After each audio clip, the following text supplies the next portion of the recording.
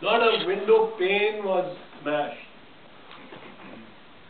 Not a car was burned. There was one flag that was once burnt, an American flag, and much as we despise and much as we disagree with the American administration of that time, President George Bush, Dick Cheney, Rumsfeld, Condoleezza Rice, these guys who changed the world for the worse and for I hope not forever.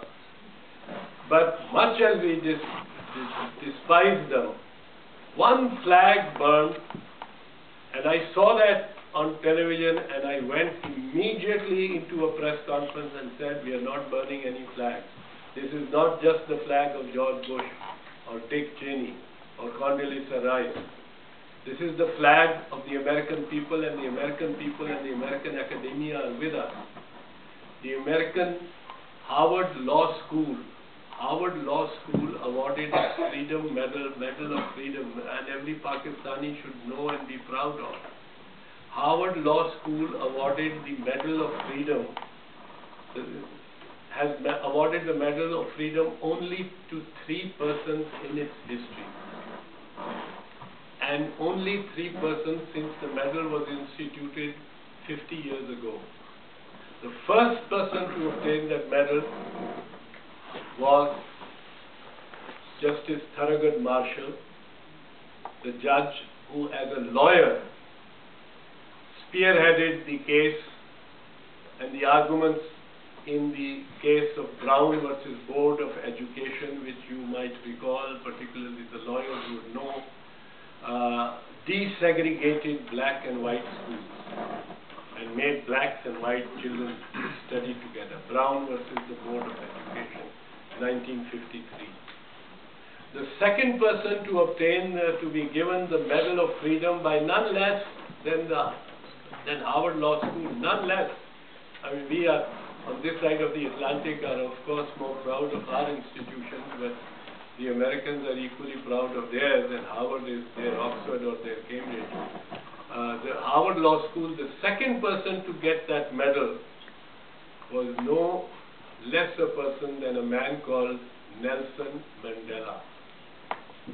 And the third person found fit and deserving of the medal was the Chief Justice of Pakistan, Aitzaz Ahsan.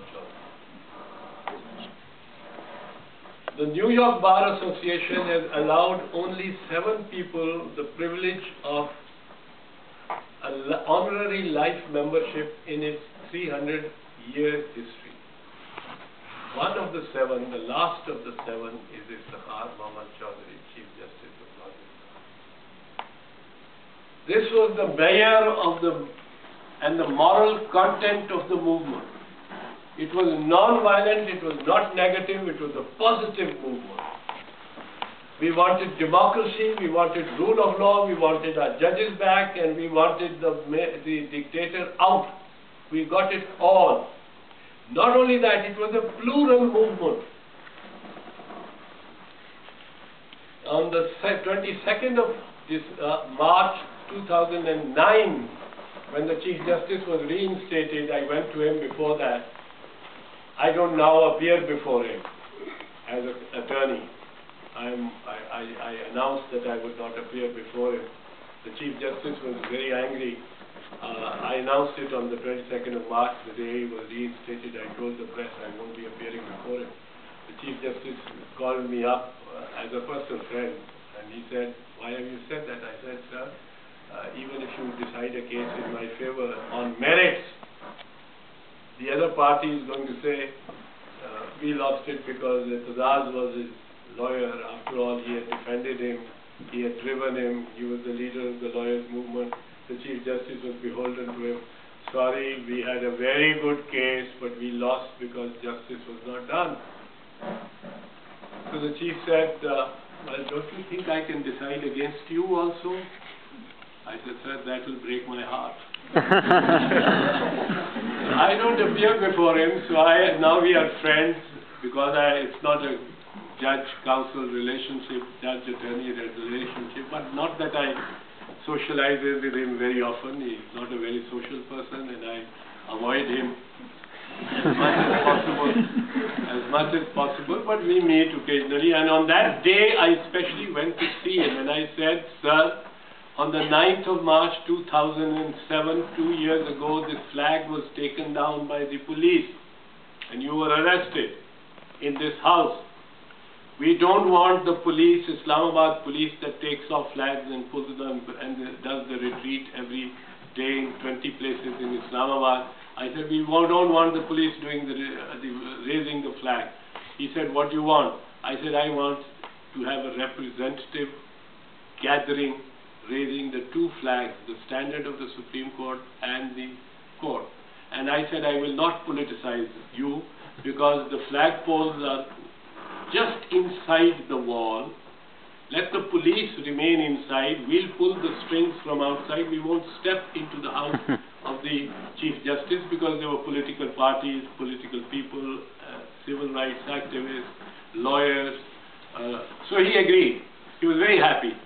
And we had this enormous ceremony of bands playing and a large gathering of 20,000 people outside the house of the Chief Justice, and we raised the flag. And who raised the flag? The real leaders of the movement. Who were the leaders of the movement? Two of them were Hindus,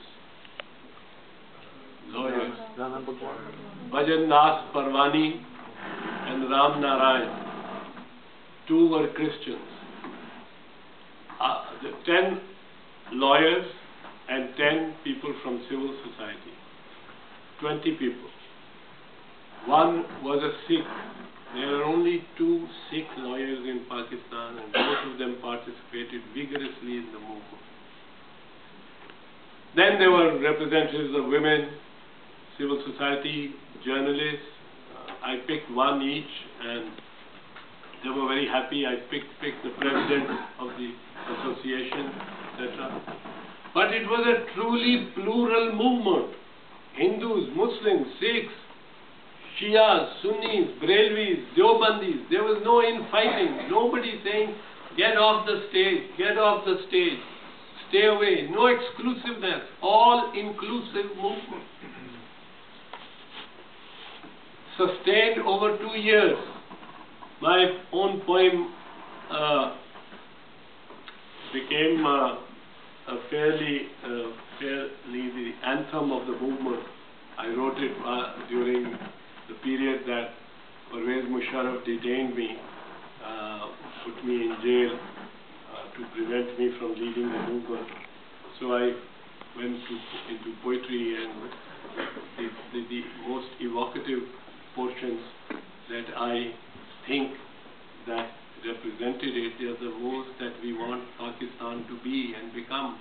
कि मजहब की तफरीक नहीं है और हम सारे एक हुए हैं, दुनिया भर के सारे बेकस गम के मारे एक हुए हैं। मोहम्मद अली जिन्ना ने लोगों देखा था जो सपना सबका, सारी दुनिया में अब होगा साया एक और एक ही रब का। वो रब साझा, वो रब सच्चा, हर मजहब हर धर्म का रब है। हिंदू, मुस्लिम, सिख, ईसाई, हर इंसान में कर्म का रब है। This was the lawyers' movement in Pakistan. But 2 other things that I must briefly state that we are mischaracterized. And one, unfortunately, the West takes us because we are a Muslim state. Because we are a Muslim state, and I have argued in another place in a book, in my book, I don't want to plug it, but that I wrote in jail terms under the earlier dictator, Ziaul Haq, long jail terms under him. But Pakistanis may like to read it, because I was telling people and telling my daughter how I came about to write it, which you may face today. So I'm sorry I was concluding, but this is an episode I must. While I was at Cambridge, I went to spend a certain Christmas at a friend's house in Bedford, and they had a large manor, and they were the Lord and Lady of his parents were the Lord and Lady of the manor. So at the dinner This is 1965 to be precise. The Christmas 1965. The lady of the house, we was eating dinner at the dinner table and formal being serviced and served. And the lady asked me, son, where are you from? I'd just met her. And her son Bernard had informed that a friend of mine is coming and staying with us and spending the Christmas with us. So she said, son, where are you from? I said, auntie, from Pakistan. She said, oh darling, but where is Pakistan? They didn't know where Pakistan was. Now they know where Pakistan is, like the back of their hand. But oh, where is Pakistan? I said, auntie, it's northwest of India. Oh, I see. You're the one who broke away from India. Did you not? I said, yes, we did. She said, why did you break away from India? I said, oh, auntie, because we were not Indians. We were not Indians. She said, oh, yes, that is what you were not. But what are you? I said, we are Muslims. She was a peculiarly persistent aunt. We became very great friends until she died some years ago. But she says, but who are you? So that stumped me a little bit. And I said, auntie, we are Muslims. But you mean there are no Muslims in India? There surely are Muslims in India. Many, many Muslims in India. I said, yes, there are more Muslims in India than in Pakistan. Then why did you break up from your more Muslims? Why? Well, you must be something more than just Muslims. So I said, auntie, I think we are Arabs. She said,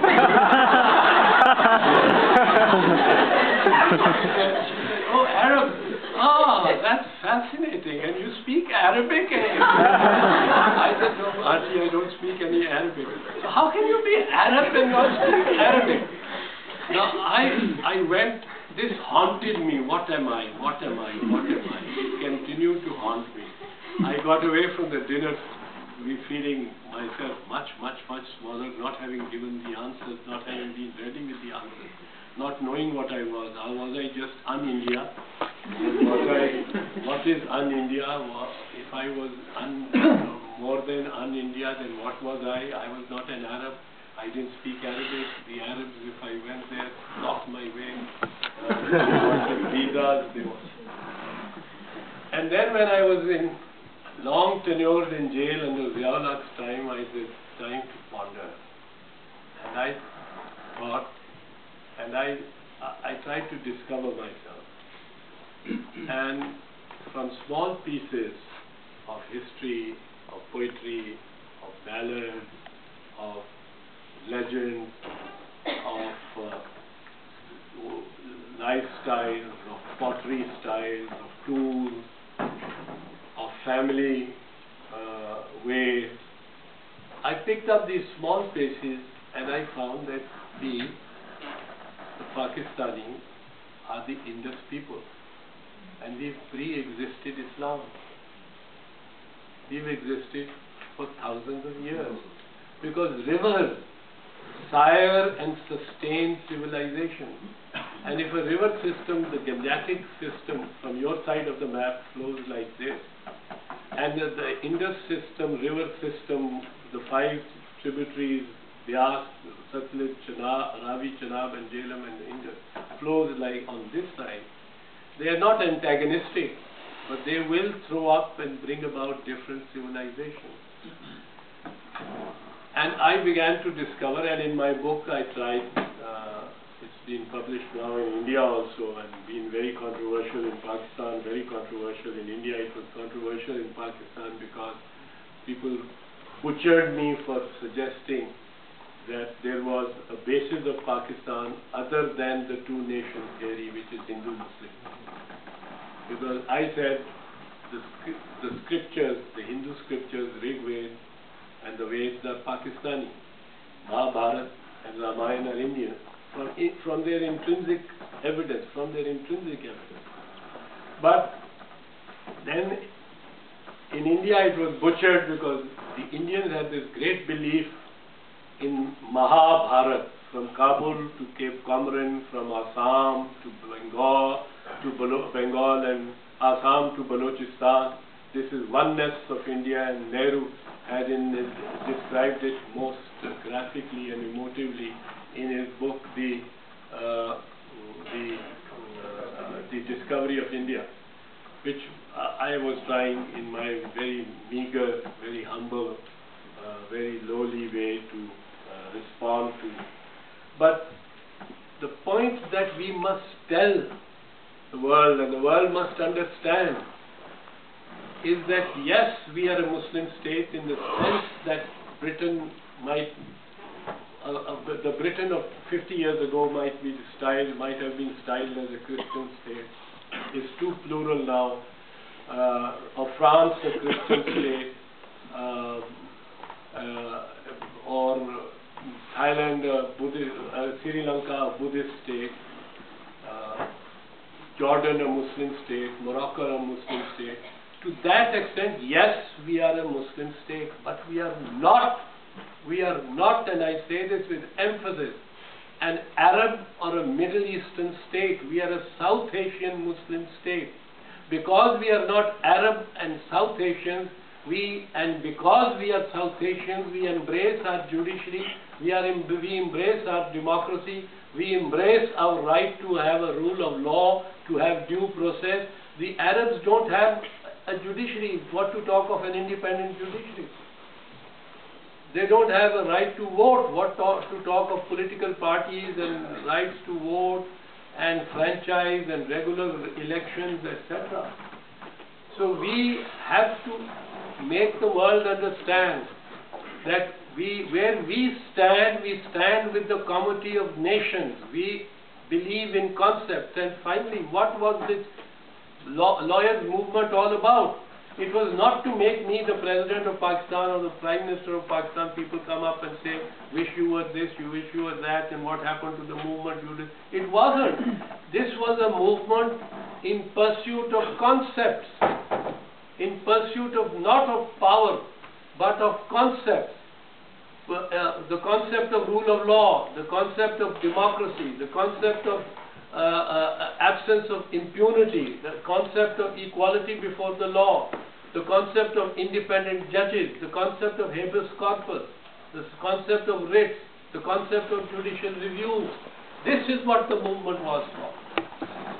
And this is what we, I think, have achieved.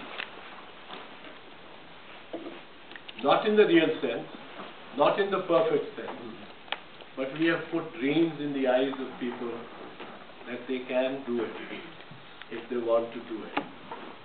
And this is the legacy, really, of the lawyers' movement. And we have to establish to the people that Tahrir Square and an Arab Spring may or may not, we don't even know what it will bring. Egypt, already the army is consolidating itself. So from Hosni Mubarak, 35 years of Hosni Mubarak to some other general, they've fallen from one to another. That is the Arab way to go. But our military dictator is going, ringing bells, door to door in London or Dubai.